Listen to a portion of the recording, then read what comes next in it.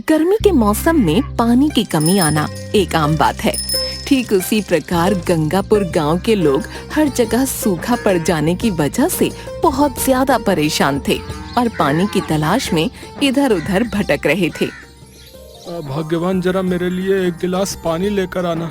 ये गर्मियाँ इतनी तेज पड़ रही है कि मुझे पल पल पर प्यास लग रही है। जी, पानी लाने से पहले क्या मैं आपके लिए गुलाब जामुन बना दूं? हाँ, बना दो। गुलाब जामुन तो मेरी बहुत ही पसंदीदा चीज है। अरे गुलाब जामुन छोड़िए, क्या मैं आपके लिए रसमलाई बना दूं? अरे इससे अच्छी बात क्या हो सकती है भाग्यवान।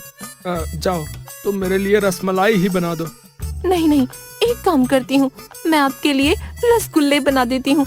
हम दोनों साथ में बैठकर खाएंगे। बस करो भाग्यवान, रसगुल्ले का नाम सुनकर तो मेरे मुंह में पानी आ गया। आ गया ना आपके मुंह में पानी? अब जल्दी से उसे गटागट पी लीजिए। ये तुम क्या कह रही हो भाग्यवान? अब जाओ, जल्दी से मेरे लिए पानी लेकर आओ। मेरा गला सूखा जा रहा है। जी, सुबह से अभी तक आप पूरे मटके का पानी पी चुके हैं और घर में अब पीने लायक बिल्कुल भी पानी नहीं है। तो भाग्यवान, इसमें चिंता करने की क्या बात है? तुम जाकर गांव के कुएं से पानी भरकर क्यों नहीं ले आती? जी, गांव के सभी कुएं तालाब सूखे पड़े हुए हैं। अब आप ही बताइए कि मैं कहां से पानी भर कर लाऊं? भाग्यवान, तुम चिंता मत करो, मैं मुखिया जी के पास जाता हूँ। वो इस समस्या का कुछ न कुछ उपाय जरूर निकालेंगे। इतना कहकर मुरली पानी की समस्या लेकर मुखिया जी के घर जाने लगा।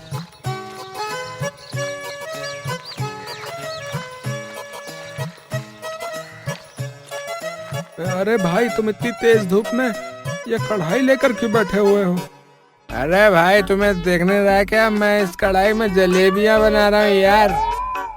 लेकिन जलेबियां बनाने के लिए तुम्हारे पास कढ़ाई तो है, लेकिन चूल्हा कहाँ है? तुम इन जलेबियों को कैसे पकाओगे? अरे मूर्ख व्यक्ति, मुझे इतनी धूप में चूल्हे की क्या जरूरत है बे? इस सूरज की गर्मी इतनी तेज बढ़ रही है कि बिना चूल्हे के ही मेरी जलेबियां आसानी से पक जाएंगी, समझा? अरे बेवड़े, लगता है तूने कुछ ज्यादा ही पी लिया, इसलिए तेरा दिमाग सटक गया है। तुझसे तो बात करना ही बेकार है रे। इतना कहकर मुरली वहाँ से जाने लगता है। अरे भाई, कहाँ जा रहे हो? मेरी जलेबियां तो खाते जाओ यार। जरा इन्हें चक्कर तो बताओ कि ये मीठी बनी है तीखी। अबे बेवड़े, तेरी जलेबियां तू ही खा और जाकर अपनी पत्नी को खिला। वो तुझे मार मार कर अधमरा कर देगी, तभी तेरी अक्ल ठिकाने आएगी, समझा? और फिर मुरली वहाँ से आगे बढ़ गया और सीधा मुखिया के घर जाने लगा।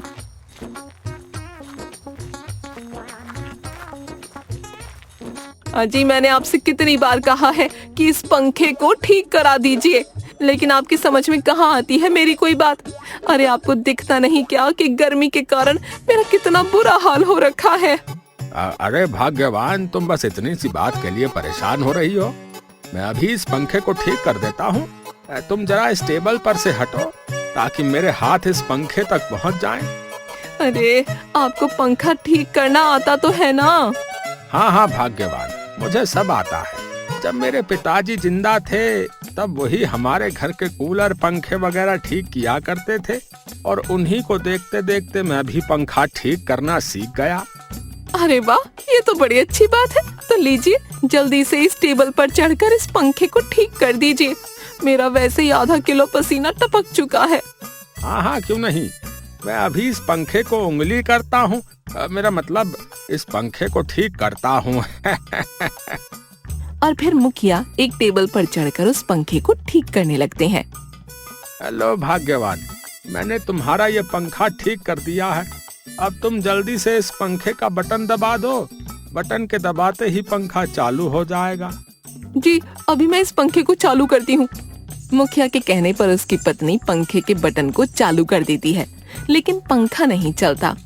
अरे ये आपने कैसा पंखा ठीक किया है? ये पंखा तो चल ही नहीं रहा। ओहो, लगता है मैंने इस पंखे की तार को उल्टा सीधा जोड़ दिया। मैं अभी इसको ठीक कर देता हूँ। जैसे ही मुखिया उस पंखे को हाथ लगाता है, तभी वो पंखा चालू हो जाता है और मुखिया उस पंखे के साथ गोल गोल घूमने लगता है। अरे मर गया रे! अरे इस पंखे ने तो मुझे ही गोल गोल घुमा दिया। अरे कोई मुझे बचाओ! अरे मुझे चक्कर आ रहे हैं। अरे जी, ये आपको क्या हो गया? आप इस पंखे के साथ लट्टू की तरह गोल गोल क्यों घूम रहे हैं?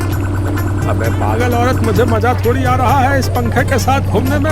अरे जल्दी से इस पंखे के बटन को बंद कर, वरना मैं चक्कर खाकर बेहोश हो जाऊंगा। जी जी, अभी करती हूँ।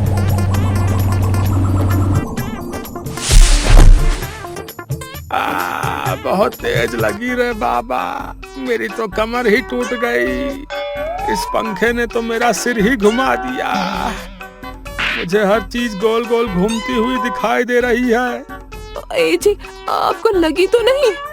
अरे नहीं नहीं भाग्यवान, मुझे बिल्कुल भी नहीं लगी, बल्कि मुझे तो इस पंखे के साथ लटक कर बहुत मजा आया। है क्या सच में? तो आप एक काम कीजिए, आप फिर से इस पंखे से लटक जाइए और मैं इस पंखे का बटन चालू कर देती हूँ। चुप कर। अरे तुझसे तो बात करना ही बेकार है। पता नहीं ये औरत कैसे मेरे गले पड़ गई। इतना कहकर मुखिया गुस्से में घर के आंगन में टहलने के लिए निकल जाता है।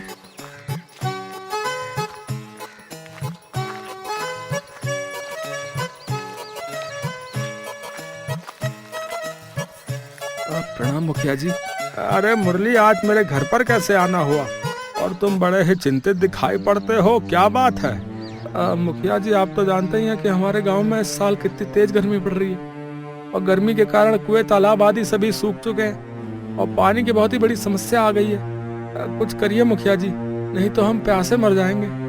मैं जानता हूँ मुरली कि इस साल हमारे गांव में पानी की बहुत बड़ी समस्या आ गई है, और तुम तो जानते ही हो कि हमारे गांव में केवल 2 ही कुएं हैं, एक मेरा और दूसरा उस अकड़ू जमींदार का। मुझे तो कुछ समझ ही नहीं आ रहा कि मैं क्या करूं। हाँ मुखिया जी, लेकिन वो जमींदार हमें उसके कुएं से कभी पानी नहीं भरने देगा।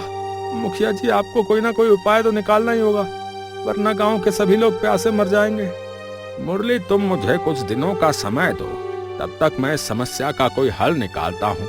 फिलहाल तुम अभी अपने घर के लिए मेरे कुएं से पानी ले जा सकते हो। ठीक है मुखिया जी, मैं अभी पत्नी को यहाँ पानी भरने के लिए भेज देता हूँ, वो यहाँ से मटके में पानी भर के ले जाएगी।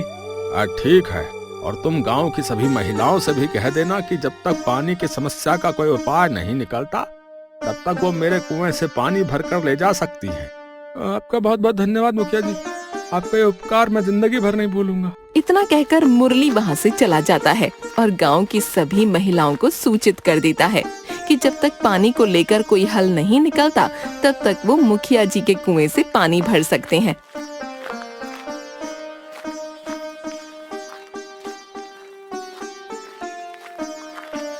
अरे, आप आ गए? फिर क्या हुआ? क्या मुखिया जी ने पानी की समस्या का कोई समाधान निकाला? नहीं भाग्यवान, मुखिया जी ने कहा है कि उन्हें कुछ दिनों का समय चाहिए। तो फिर अब हम क्या करेंगे? क्या अब हमको प्यासा ही मरना पड़ेगा? नहीं भाग्यवान, मुखिया जी ने कहा है कि जब तक वो पानी की समस्या का हल निकालते हैं, तब तक गांव के सभी लोग उनके कुएं से पानी भर सकते हैं। जाओ तुम भी मुखिया जी के कुएं से एक मटका पानी भर कर ले आओ, जाओ। ठीक है जी, मैं अभी मुखिया जी के कुएं से पानी भर कर ले आती हूँ। इतना कहकर माला एक मटके को लेकर अन्य कुछ महिलाओं के साथ मुखिया जी के कुएं पर पानी भरने के लिए चली जाती है। भाग्यवान, ओ भाग्यवान, अरे कहाँ मर गई? जल्दी इधर आओ। सुनाई दे रहा है, बहरी नहीं हूँ मैं। कहिए क्या काम है?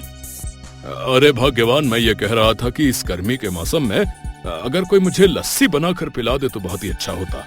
लस्सी नहीं, एसी। अगर कोई इस गर्मी में हमारे घर में एसी लगवा दे तो बहुत ही अच्छा होता। अरे वाह, मेरा डायलॉग मुझ पर ही मार दिया। अब जाओ और जाकर मेरे लिए ठंडी ठंडी लस्सी बना कर लाओ। जब तक इस घर में एसी नहीं लगवाएंगे ना आप, तब तक आपको लस्सी भी नहीं मिलेगी, समझे? अरे अरे मेरी प्यारी भगवान, मैंने तुमको किसी चीज के लिए कभी मना किया है क्या? मैं आज ही तुम्हारे लिए घर में एसी लगवा दूंगा। अब तो मेरे लिए लस्सी बना कर ले आओ। ठीक है जी, आप मेरे लिए एसी का इंतजाम कीजिए, तब मैं आपके लिए लस्सी का इंतजाम करती हूँ। फिजूल खर्ची करने में ये औरत सबसे आगे है। अगर ये मेरी पत्नी नहीं होती तो मैं इसे मार मार कर इसकी ही लस्सी बना देता, क्योंकि नाम है मेरा जसवीर और बना देता हूँ मैं लोगों को फकीर। जी, कुछ कहा आपने? अरे नहीं नहीं भाग्यवान, मैं तो बस ये सोच रहा था कि घर में एसी कब लगवाऊं और कितने लगवाऊं, 1 या फिर 2। तुम मेरे लिए लस्सी बनाओ, मैं अभी बाहर से टहल कर आता हूँ।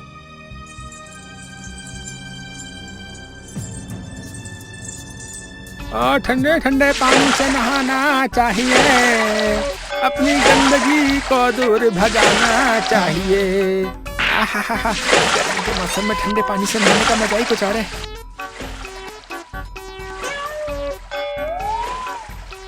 ओए मंगो, ये तू क्या कर रहा है? अबे कौन है बे? तू मुझे नहाने में डिस्टर्ब कर रहा है बे? मंगो, तेरी ये मजाल, तू मुझसे ऊंची आवाज में बात करे। रुक, तुझे अभी बताता हूँ। अरे मालिक, आप यहाँ कब आए? तेरी हिम्मत कैसे हुई मेरे कुएं के पानी से नहाने की बे? मेरी अनुमति के बिना तूने मेरे कुएं से नहाने के लिए पानी कैसे लिया? मालिक मुझे माफ कर दीजिए, मुझसे बहुत बड़ी गलती हो गई। अब मैं आइंदा ऐसी गलती दोबारा कभी नहीं करूंगा। तूने मेरे कुएं का 1 बाल्टी पानी बर्बाद किया है, सजा तो तुझे मिलेगी, बराबर मिलेगी, क्योंकि नाम है मेरा जसवीर और बना देता हूँ मैं लोगों को फकीर। और फिर वो जमींदार मंगू के एक डंडे से जमकर पिटाई करने लगता है। मालिक मालिक मुझे छोड़ दीजिए, बहुत तेज लग रही है। अरे कोई बचाओ, मम्मी। अरे क्या हुआ जी, आप इस मंगू को क्यों मार रहे हो? हकीबान, इसने मेरी अनुमति के बिना मेरे कुएं से पानी लिया है, मैं इसको छोड़ूंगा नहीं। मालिक मुझे बचा लीजिए, वरना मालिक मुझे मार मार कर मंगू से नंगू बना देंगे। जी छोड़ दीजिए इसे, अब ये दोबारा ऐसी गलती कभी नहीं करेगा। मैंने आपके लिए लस्सी बना दी है, चलिए ना लस्सी पीकर अपने दिमाग को ठंडा कर लीजिए। मालकिन उधर मुखिया जी अपने कुएं से गांव के सभी लोगों को पानी भरने देते हैं, और इधर मैंने मालिक के कुएं से 1 बाल्टी पानी क्या ले लिया। इन्होंने तो मुझे मार मार कर अधमरा कर दिया। हरामखोर, नमक मेरा खाता है और गुण उस मुखिया के गाता है। अरे नाम है मेरा जसवीर, तुझे मार मार कर बना दूंगा फकीर, समझा? ऐसे ही कुछ दिन बीत जाते हैं। गांव के सभी लोग मुखिया जी के कुएं से पानी भरकर लाया करते थे, लेकिन किस्मत को कुछ और ही मंजूर था। मुखिया जी का कुआं भी अब सूख चुका था, जिसके कारण लोग पानी के लिए इधर उधर भटकने लगे। अरे भाई हम क्या करें, अब हर जगह सूखा ही सूखा पड़ा हुआ है, और अब तो मुखिया जी का कुआं भी सूख चुका है। हाँ भाई, इतने बुरे दिन तो मैंने अपनी जिंदगी में आज तक नहीं देखा भैया। एक वो दिन था जब हम सभी के पास पर्याप्त पानी था भैया, और अब हमें पानी की एक एक बूंद के लिए दर दर भटकना पड़ रहा है।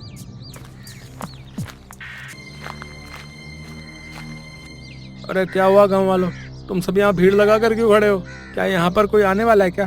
हाँ मुरली भाई, हम सभी की मौत आने वाली है, बस उसी को देखने के लिए हम सभी यहाँ पर खड़े हुए हैं। क्या ये तुम क्या कह रहे हो भाई, मैं कुछ समझा नहीं।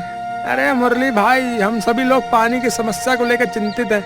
पहले हम सभी मुखिया जी के कुएं से पानी लाया करते थे ना, लेकिन अब वो कुआं भी सूख चुका है। अब हम क्या करें? अरे करना क्या है भाई, हम सभी को मुखिया जी के पास चलना चाहिए, अब वही कुछ रास्ता निकालेंगे। इतना कहकर गांव के सभी लोग मुखिया जी के घर पहुंच जाते हैं। प्रणाम मुखिया जी, पानी का कुछ बंदोबस्त कीजिए। गांव के सभी लोग पानी को लेकर बहुत ही ज्यादा परेशान हैं। देखो गांव वालों, मेरे पास एक ही कुआं था, जिससे हम सभी ने कुछ दिनों तक पानी पिया, लेकिन आप सभी भली भांति जानते हैं कि वो कुआं अब सूख चुका है। अब तो मेरे खुद के पानी के लाले पड़ गए हैं। पिछले 3 दिनों से मैं नहाया नहीं हूँ, और अब तो मेरे शरीर से बदबू भी आने लगी। मुखिया जी, हमारे गांव का नाम तो गंगापुर है, लेकिन यहाँ पर गंगा का तो कोई नामो निशान ही नहीं है। गांव वालों, जितना मुझसे हो सका उतना तो मैंने तुम सभी के लिए किया। अब मैं कुछ नहीं कर सकता, अब तो ऊपर वाला ही हमारी मदद कर सकता है। मुखिया जी, अभी भी एक रास्ता बचा हुआ है, हमें जमींदार के पास चलना चाहिए, क्योंकि उनके कुएं में अभी भी पानी है, और उनका कुआं बहुत ही बड़ा और गहरा है। उस कुएं के पानी से हम सभी की प्यास बुझ सकती है। ये तुम क्या कह रहे हो मुरली? क्या तुम नहीं जानते कि वो जमींदार कितना अकड़ू और लालची है? वो हमारी मदद कभी नहीं करेगा। लेकिन मुखिया जी, एक बार जमींदार जी से पूछने में क्या जाता है, और वैसे भी अब हमारे पास कोई चारा नहीं है। ठीक है भाई, जैसी तुम्हारी मर्जी। हम एक बार उस जमींदार से भी पूछ कर देख लेते हैं। और फिर मुखिया जी सभी गांव वालों को लेकर जमींदार जसवीर के घर पहुंच जाते हैं। अरे मुखिया जी, क्या आज मेरे घर पर दावत है जो आप सभी गांव वालों को लेकर मेरे घर आ गए? अरे नहीं नहीं जसवीर, हम सभी यहाँ दावत खाने के लिए नहीं आए हैं, बल्कि हम तुझसे कुछ मांगने आए हैं। अरे मुखिया जी, ऐसी क्या बात आन पड़ी? जो आप सभी को मेरे सामने हाथ फैलाने पड़ रहे हैं? देखो जसवीर, गांव के सभी लोग पानी की समस्या को लेकर बहुत ही ज्यादा परेशान हैं और मैं चाहता हूं कि तुम अपने कुएं से सभी लोगों को पानी भरने की अनुमति दे दो। अरे मुखिया जी, ये आप क्या कह रहे हैं? ये कुआं सरकारी थोड़ी है जो मैं सभी लोगों को इसमें से पानी भरने की अनुमति दे दूं। मैं अपने कुएं से किसी को पानी नहीं भरने दूंगा। आप सभी यहाँ से जा सकते हैं। ठीक है भाई, जैसी तुम्हारी मर्जी। गांव वालों, मैं इस विषय में अब कुछ नहीं कह सकता क्योंकि ये जसवीर का निजी कुआं है। अब हमें यहाँ से चलना चाहिए। और फिर मुखिया गांव के सभी लोगों को लेकर वहां से जाने लगते हैं। तभी चंदा जसवीर सिंह के कान में कुछ फुसफुसाने लगी। अरे ये आप क्या कर रहे हैं जी? इतना अच्छा मौका आप अपने हाथ से क्यों जाने दे रहे हैं? तुम कहना क्या चाहती हो भाग्यवान? मैं कुछ समझा नहीं। अरे आप मुखिया जी से कहिए कि आप सभी को पानी देने के लिए तैयार हैं, लेकिन गांव के सभी लोगों को एक मटका पानी के 10 रुपए देने होंगे। ऐसा करने से हम घर बैठे पैसे कमा सकते हैं। अरे हाँ, ये बात तो मैंने पहले सोची ही नहीं। रुकिए मुखिया जी, मैं गांव के सभी लोगों को अपने कुएं से पानी देने के लिए तैयार हूँ, लेकिन मेरी एक शर्त है। कैसी शर्त जसवीर? मैं कुछ समझा नहीं। देखिए मुखिया जी, मुफ्त में कोई चीज नहीं देता मैं, लेकिन अगर गांव के सभी लोग मुझे एक मटका पानी भरने के लिए 10 रुपए दें तो मैं उनको पानी देने के लिए तैयार हूँ। लेकिन जसवीर, ये तो गलत है। प्यासे को पानी पिलाना तो पुण्य का काम होता है, ऐसा करना अच्छा नहीं है। मुखिया जी, मुझे मत सिखाइए कि मुझे क्या करना है और क्या नहीं, समझे? अगर आपको पानी चाहिए तो मुझे पैसे देने होंगे, वरना आप सभी यहाँ से जा सकते हैं। मुखिया जी, हम जमींदार साहब को एक मटका पानी भरने के लिए 10 रुपए देने के लिए तैयार हैं, क्योंकि हमारे पास और कोई चारा भी नहीं है। ये हुई ना बात। आज से ही गांव के सभी लोग मेरे कुएं से पानी भर सकते हैं, लेकिन हाँ, पैसे देना मत भूलना, क्योंकि नाम है मेरा जसवीर। मार मार कर बना देता हूँ मैं लोगों को फकीर। और फिर गांव का हर व्यक्ति मजबूर होकर एक मटका पानी भरने के लिए जमींदार को 10 रुपए देने लगता है। रुको, पहले यहाँ 10 रुपए जमा करो और फिर तुम मेरे कुएं से पानी भर सकती हो। जी जमींदार जी, ये लीजिए आपके 10 रुपए। और फिर सभी गांव के लोग एक एक करके जमींदार को पैसे देकर एक एक मटका पानी भरकर ले जाने लगते हैं। अरे भाग्यवान, तुम्हारी तरकीब ने तो आज हमें माला माल कर दिया। आज तो बड़ी ही अच्छी कमाई हुई है। जी, मेरी बात मानोगे तो ऐश ही ऐश करोगे। अब रोज गांव के लोग हमारे कुएं से पानी भर कर ले जाएंगे और हम रोज बैठकर नोटों की गड्डियां गिनेंगे। हाँ। ऐसे ही हर रोज गांव के लोग जमींदार को पैसे देकर कुएं से पानी भरकर ले जाने लगे, लेकिन जमींदार का अत्याचार अब और बढ़ता गया। उसने अब पानी का दाम 10 रुपए से लेकर सीधे 50 रुपए तक बढ़ा दिया। मुखिया जी, इस जमींदार का अत्याचार तो अब बढ़ता ही जा रहा है। इसने पानी का दाम 10 रुपए से सीधा 50 रुपए तक कर दिया है। हाँ मुरली, हमें इस जमींदार को सबक सिखाना ही होगा, तभी इसकी अक्ल ठिकाने आएगी। मुखिया जी, मेरे पास इस जमींदार को सबक सिखाने का एक बेहतरीन आइडिया है, जरा मेरे पास आइए। और फिर मुरली मुखिया जी के कान में कुछ फुसफुसाने लगा। अरे वाह मुरली, इस जमींदार को सबक सिखाने का ये तो बड़ा ही अच्छा उपाय है। अब आएगा ना मजा जब उसको मिलेगी सजा। अगले दिन जब जमींदार कहीं जा रहा था, तभी रास्ते में मुखिया जी और मुरली आपस में बातें करने लगे। अरे मुखिया जी, क्या आपको पता है कि कल रात मेरे साथ क्या हुआ? अरे क्या हुआ भाई, मुझे भी तो बताओ। अरे मुखिया जी, जब मैं आपके कुएं के पास से जा रहा था, तभी मुझे आपके कुएं के अंदर एक चमकती हुई चीज दिखाई दी, और जैसे ही मैं उसके पास गया तो मुझे उस कुएं के अंदर कई सारे सोने के सिक्के मिले। मुझे तो लगता है कि आपके उस कुएं के अंदर बहुत ही बड़ा खजाना है। क्या तुम सच कह रहे हो मुरली? हाँ मुखिया जी, मैं तो आपसे ये कहना चाहता हूँ कि आप अपने कुएं के अंदर से उन सभी सोने के सिक्कों को निकाल लीजिए, वरना किसी को पता चल गया तो वो व्यक्ति उन सिक्कों को निकाल लेगा। तुम ठीक कहते हो मुरली, मैं आज रात 12 बजे उन सभी सोने के सिक्कों को निकाल लूंगा। हाँ। मुरली और मुखिया की ये बात जमींदार सुन लेता है और मन ही मन मुस्कुराने लगता है। अच्छा, तो इस मुखिया के कुएं में खजाना है। मैं आज रात ही इसके पहुंचने से पहले उस खजाने को निकाल लूंगा। इतना कहकर जमींदार वहाँ से चला गया। मुखिया जी, मुझे लगता है कि बकरा जाल में फंस गया। हाँ मुरली, मुझे भी ऐसा ही लगता है।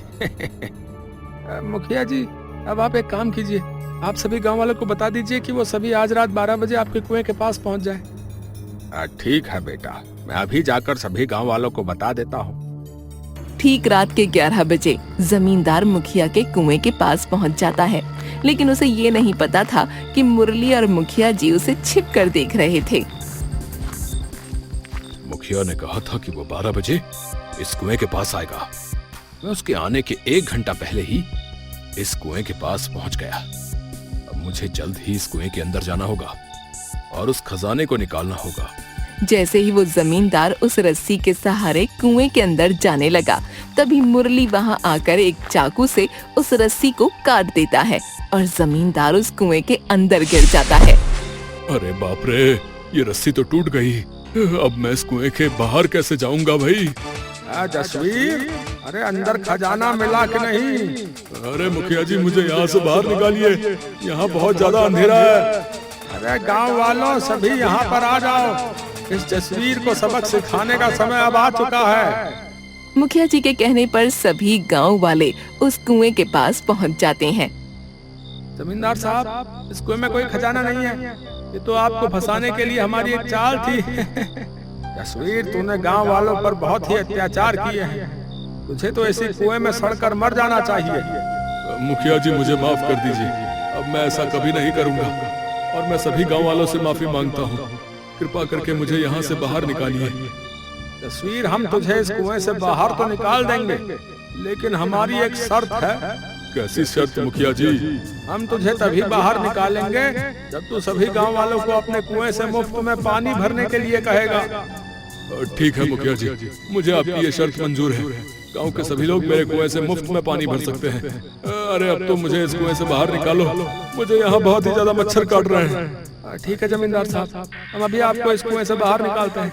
और फिर गांव के सभी लोग एक रस्सी के सहारे जमींदार को उस कुएं से बाहर निकालते हैं और शर्त के मुताबिक जमींदार सभी लोगों को अपने कुएं से मुफ्त में पानी भरने देने की अनुमति देता है। बेटा मुरली, मैं तुम्हारा बहुत ही शुक्रगुजार हूँ। आज तुम्हारी सूझबूझ के कारण गांव के सभी लोगों को इस जमींदार के अत्याचार से छुटकारा मिल गया। अरे मुखिया जी, ये तो मेरा फर्ज था। और फिर कुछ दिनों बाद गंगापुर गांव में बहुत जोरों की बारिश होती है और गांव के सभी कुएं तालाब भर जाते हैं और उस गांव से पानी की समस्या छूमंतर हो जाती है।